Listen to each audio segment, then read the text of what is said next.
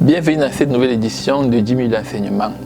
Aujourd'hui, le thème de notre étude, c'est le pénina de ta vie. Le pénina de ta vie.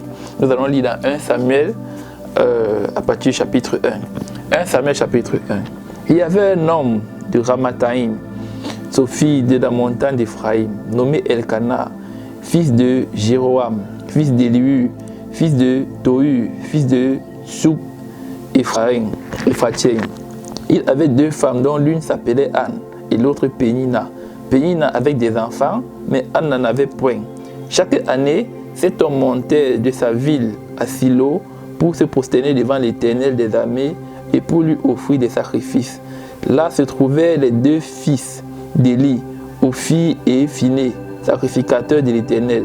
Le jour où Elkana offrait son sacrifice, il donnait des portions à Pénina sa femme et à tous ses fils et à toutes les filles qu'il avait d'elle. Mais il donnait à Anne une double portion, car il aimait Anne que l'Éternel avait rendue stérile. Sa rivale lui produisait des mortifications pour la porter à s'irriter de ce que l'Éternel l'avait rendue stérile. Le pénina de ta vie, c'est le thème. Ça, c'est l'histoire de Anne. Chaque année, Anne se rendait à Silo avec son mari et le reste de sa famille pour donner des offrandes à l'Éternel. Chaque année, pour donner des offrandes à l'Éternel. Mais Anne avait été stérile. Anne avait été rendue stérile par l'Éternel. Et la deuxième femme d'Elkana, Pénina, elle avait les enfants. Et quand Elkana a vu ça, pour appeler sa femme au calme, pour montrer à sa femme son amour, quand il fallait donner une portion comme offrande, à Pénina, il donnait une double portion. Une double portion pour qu'elle donne à Dieu et qu'elle se sente aimée par son mari. Mais ce n'était pas ce que Anne voulait. Ce que Anne voulait, c'était avoir des enfants. Des enfants comme Pénina. Parce que Pénina l'a mortifié chaque fois. Pénina l'a mortifié chaque fois. Chaque fois qu'il partait quelque part, Pénina lui rappelait toujours qu'elle n'avait pas d'enfant. Peut-être quand il était à la maison, quand il voulait envoyer un enfant, Pénina lui interdisait d'envoyer ses enfants. Pénina ne faisait que la menacer, ne faisait que lui rappeler qu'elle est stérile. Or, Anne n'était pas stérile parce qu'elle avait péché. Anne n'était pas stérile parce qu'elle avait voulu.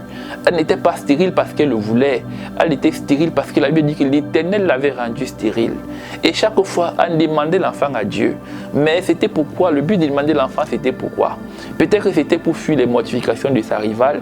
Peut-être que c'était pour montrer à sa rivale qu'elle peut aussi enfanter. Mais Anne n'avait jamais eu d'enfant. Et sa rivale ne faisait que la mortifier. Il y a un pénina forcément dans ta vie. Toutes les actions de Anne, toutes les actions que Anne faisait, sa rivale la mortifiait.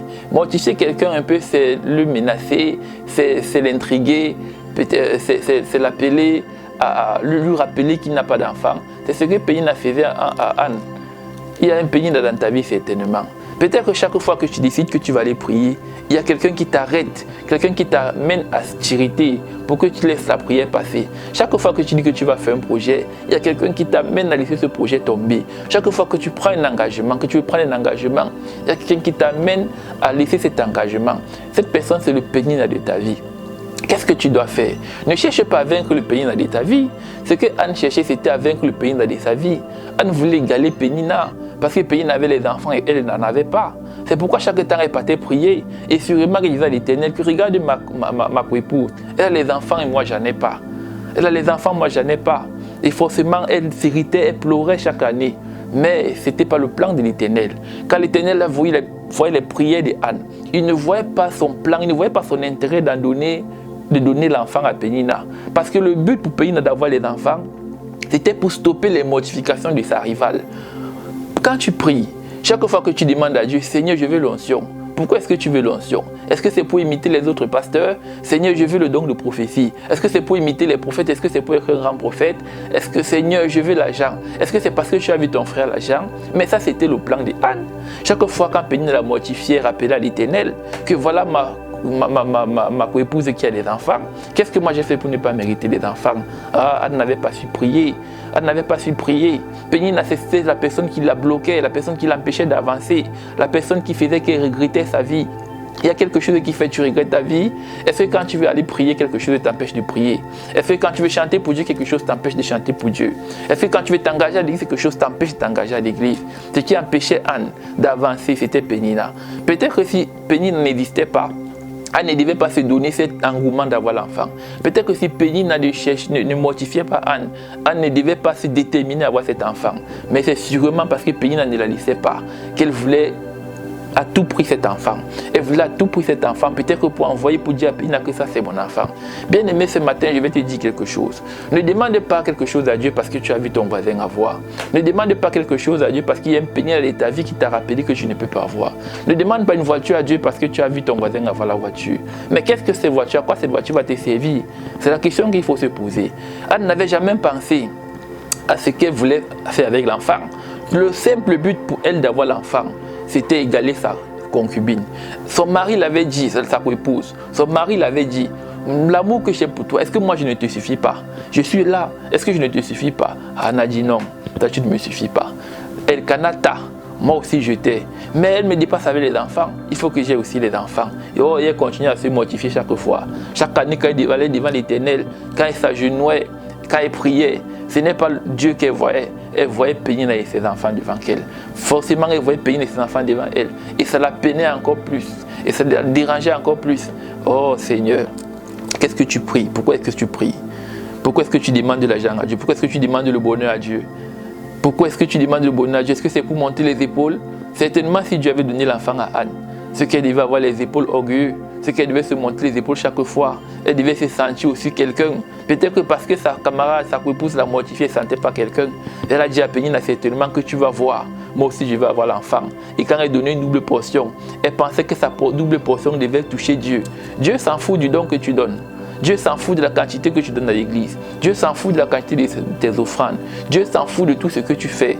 Le service que tu rends à Dieu là, rends-le pour rien. Si tu rends un service à Dieu attendant que tu vas avoir quelque chose pour concurrencer quelqu'un, sache que c'est perdu d'avance. Anne donnait une double portion. Et chaque fois tu es devant l'Éternel. La Bible ne mentionne nulle part qu'Anne a péché. La Bible dit plutôt qu'Anne donnait une double portion. Et chaque année, elle était devant l'Éternel. Malgré que Pénina l'a mortifiée chaque année, Pénina restait fégon et Anne restait infégon. Mais qu'est-ce qui s'est passé? Un jour, Anne a compris. Une année, Anne a compris que qu'est-ce que je fais? Chaque fois que je demande l'enfant, c'est pour faire quoi? Est-ce que c'est pour aller en course? Angèle avait ma rivale. Est-ce que c'est pour montrer à ma rivale que j'ai besoin d'un enfant? Non, il faut que j'arrête ça. Anne a pris conscience. Et qu'elle arrivait devant l'Éternel, elle avait dit que c'était à genoux et elle a commencé à prier. Et quand elle priait, c'est comme si elle pleurait, les larmes sortaient dans ses yeux. Si bien que le sacrificateur qui était là, le sacrificateur Élie a pensé qu'Anne était ivre. Non, c'est parce qu'Anne avait compris. Anne avait eu la révélation que la prière, ce que tu demandes à Dieu, ne doit pas être pour toi, ne doit pas être pour la vie, ça doit rentrer pour Dieu. Anne a demandé à Dieu, Seigneur, si tu me donnes un enfant, cet enfant, je te le remettrai. Seigneur, si tu me donnes un enfant, cet enfant sera à ton service. Combien de personnes font ce genre de prière? Combien de personnes font ce genre de prière maintenant? Tout le monde veut sa prière personnelle. Tout le monde veut la prière pour son bien personnel. Pas la prière pour le service de Dieu. Tu demandes de la voiture à Dieu. Est-ce que ta voiture que tu demandes à Dieu, c'est pour porter les fidèles pour les amener à l'église? Ce que tu demandes à Dieu, est-ce que c'est pour aider tes frères de la communauté? Est-ce que c'est pour l'œuvre de Dieu? Non. Anne ne savait pas ça depuis. C'est pourquoi elle n'avait jamais eu l'enfant qu'elle demandait. Mais une fois qu'elle s'est rendue compte, elle a dit, Seigneur, si tu me donnes cet enfant, Seigneur, si tu me donnes cet enfant, je te le remettrai, je te le consacrerai, il va être ton serviteur. Et Dieu a compris.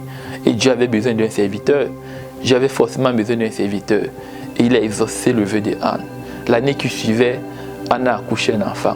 Et elle a respecté sa promesse. Elle est venue remettre l'enfant au service de l'Éternel. Toi qui pries maintenant que tu n'as pas encore exaucé, est-ce que ta prière a un lien avec l'intérêt du Seigneur? Est-ce que ta prière c'est pour le bien de Dieu? Est-ce que ta prière n'est pas dans les plans de Dieu? La prière d'Anne ne partait pas dans les plans de Dieu au départ. La prière d'Anne, c'était pour avoir les enfants et pour concurrencer sa épouse. Mais une fois qu'elle a changé de vision, une fois qu'elle a changé de pensée, elle a demandé à Dieu, Seigneur, je veux un enfant. Et cet enfant-là, je vais te le remettre pour qu'il te serve. Elle a été exaucée. Qu'est-ce que tu demandes à Dieu? Est-ce que dans ce que tu demandes à Dieu, il y a les plans de Dieu à l'intérieur? Tu as l'argent que tu demandes à Dieu. Est-ce que c'est pour faire la charité? Est-ce que c'est pour soutenir les veuves et les orphelins? Est-ce que c'est pour construire la maison de Dieu? Ou alors c'est juste pour montrer aux gens que tu as l'argent? Qu'est-ce que tu demandes à Dieu? L'onction que tu demandes à Dieu, est-ce que c'est pour montrer aux gens comment tu es puissant? Ou est-ce que c'est pour que ça t'accompagne dans l'évangélisation? Bien-aimé, ce matin, ouvre tes yeux. Chaque fois que tu vas vers Dieu avec une doléance, il faut qu'il trouve son plan à l'intérieur. Il faut qu'il trouve son intérêt à l'intérieur. Anne a demandé l'enfant à Dieu pour servir Dieu. Elle a dit, Seigneur, donne-moi un enfant qui va te servir. Et Dieu lui a donné l'enfant. Donc quand tu te présentes devant Dieu à partir de désormais, dis à Dieu, Seigneur, donne-moi ce que je vais te servir avec. Donne-moi quelque chose pour ton bien. Donne-moi quelque chose pour l'accompagnement de ton ministère. Donne-moi quelque chose pour le soutien de ton église. Et Dieu va t'exaucer. Que le Seigneur te bénisse. À bientôt pour une nouvelle édition des 10 minutes d'enseignement. Shalom.